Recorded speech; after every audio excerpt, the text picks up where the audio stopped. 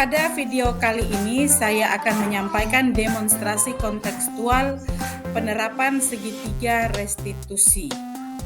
Perkenalkan, saya Gertrudis Hedwigia Pribin SAG, asal Sekolah SD Impres Waiwaru. Segitiga restitusi adalah proses untuk menciptakan kondisi bagi murid untuk memperbaiki kesalahan mereka sehingga mereka bisa kembali pada kelompok mereka dengan karakter yang lebih kuat. Segitiga restitusi membantu murid menjadi lebih memiliki tujuan, disiplin positif, dan memulihkan dirinya setelah berbuat salah. Segitiga restitusi memiliki ciri-ciri restitusi sebagai berikut. Bukan untuk menebus dari kesalahan tetapi belajar dari kesalahan. Memperbaiki hubungan. Tawaran bukan paksaan. Restitusi menuntut untuk melihat ke dalam diri. Restitusi mencari kebutuhan dasar yang mendasari tindakan. Restitusi diri adalah cara yang paling baik. Restitusi fokus pada karakter bukan tindakan. Restitusi fokus pada solusi. Restitusi mengembangkan murid yang berbuat salah pada kelompoknya. Langkah segitiga restitusi adalah sebagai berikut. Yang pertama, langkah menstabilkan identitas. Setiap orang pasti melakukan kesalahan, dan kamu bukan satu-satunya yang melakukan kesalahan ini. Pada langkah kedua, validasi tindakan yang salah adalah cara yang efektif untuk mendapatkan apa yang kamu butuhkan, dan kamu tentu mempunyai alasan mengapa melakukan itu. Pada langkah ketiga, menanyakan keyakinan. Keyakinan kelas apa yang telah kita sepakati, dan kamu ingin menjadi orang yang seperti apa. Kasus 1. Selamat pagi, Aril. Kasus 1. Apakah Aril tahu Kasus 1. alasan apa ibu panggil Aril ke sini? Kasus 1. Jadi begini, Aril. Kasus 1. Ibu mau sampaikan kalau kemarin dan kemarin dulu itu ada Kasus Aril dan 1. teman.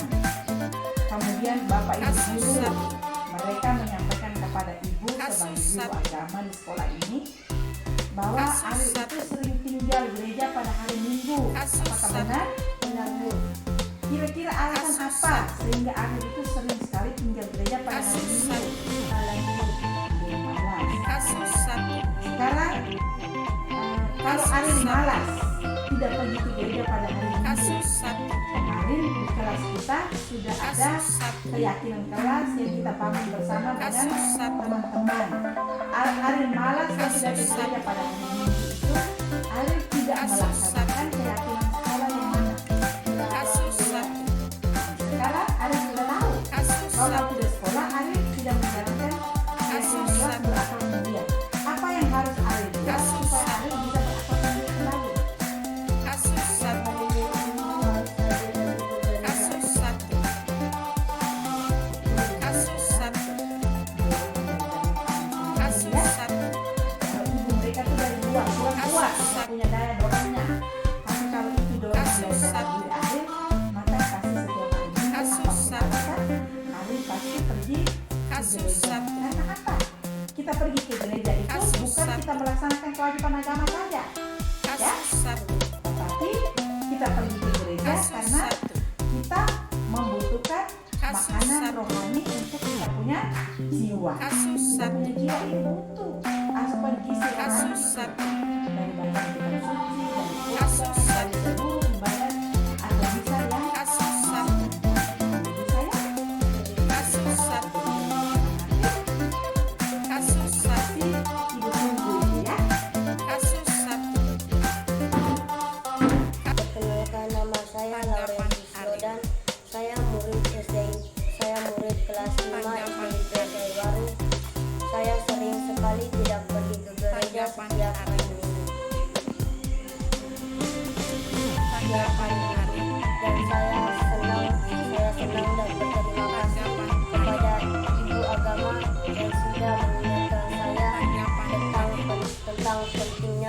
pergi ke gereja dan tentang pentingnya keyakinan kelas. Terima kasih. Selamat Kasus pagi. 2, Silakan duduk. skenario restitusi dan tanggapan. Apakah Sion tahu? Sekian demonstrasi kontekstual tentang keyakinan kelas dan pelaksanaan segitiga restitusi dalam penyelesaian masalah. Terima kasih. Salam guru penggerak.